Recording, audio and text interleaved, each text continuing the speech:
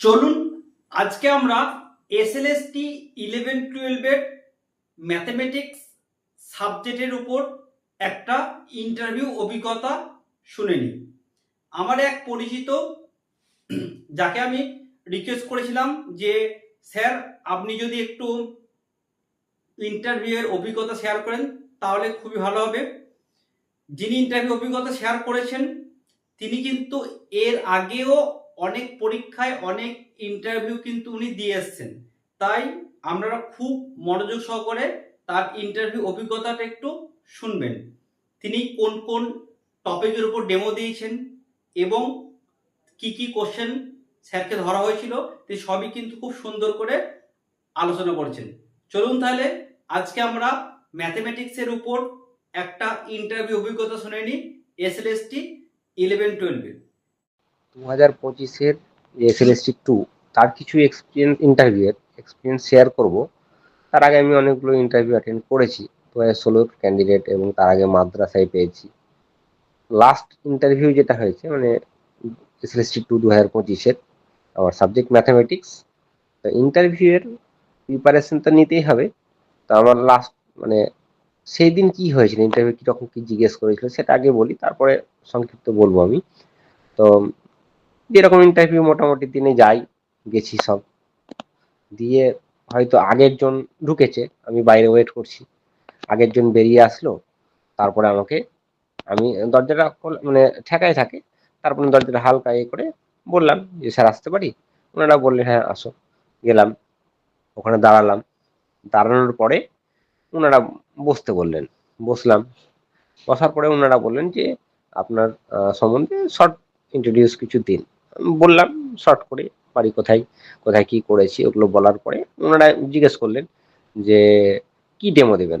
তখন আমি বললাম যে আমি তো ডেমো 4-5টা মানে অলরেডি 4-5টা করে 5-6টা করে গেছিলাম, তার মধ্যে থেকে একটা বললাম যে রিলেশন ম্যাপিং দিব, কিন্তু ওনারা বলেন যে রিলেশন ম্যাপিং বাদ দিয়ে কিছু দেওয়া যাবে? হ্যাঁ স্যার দেওয়া যাবে, আমি তো প্লেন করাচ্ছি 3D। বললো ঠিক আছে, খুব ভালো, করান।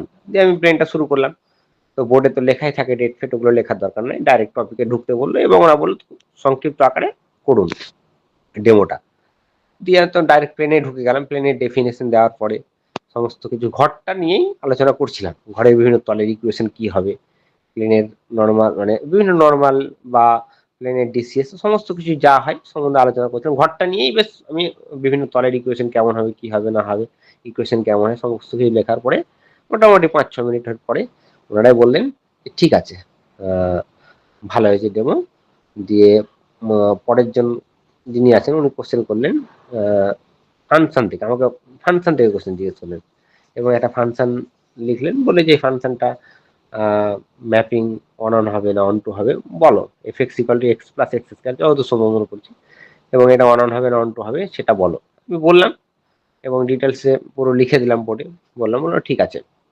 তারপরে বললো যে ট্যান এক্স এর গ্রাফ আঁকলাম। তারপরে বললো যে মড সাইন টু এক্স এর গ্রাফ আঁকো, সেটা আঁকলাম। তারপরে বললো ইনা এর পিরিয়ডিক কত হবে, বললাম। তারপরে ওনারা বললেন যে হয়ে গেল এখান থেকে কোশ্চেন। তারপর আরো কয়েকটা কোশ্চেন জিজ্ঞেস করার পরে আরেকজন পাশের যে ছিল উনি বললেন যে আচ্ছা প্রবাবিলিটি থেকে কোশ্চেন জিজ্ঞেস করুন। আমি বলি হ্যাঁ স্যার জিজ্ঞেস করুন। উনি বলে ঠিক আছে, প্রবাবিলিটি বললো নর্মাল ডিস্ট্রিবিউশন এক্সপ্রেশন লিখো, লিখলাম। লিমিট বললো, লিখলে বললাম, বললো ঠিক আছে। দিয়ে বলো পয়সন ডিস্ট্রিবিউশনের মিন ভারেক্স কত, বললাম। তারপরে বললো যে প্রবাবিলিটি ডেফিনেশন দাও, ক্লাসিক্যাল ডেফিনেশনটা, বললাম। দিয়ে লাস্ট একটা কোশ্চেন জিজ্ঞেস করেছিল প্রবাবিলিটি থেকে, সেটা ওই একটা এক্সাম্পল দিতে বলেছিল একটা ডিস্ট্রিবিউশনের, বললাম।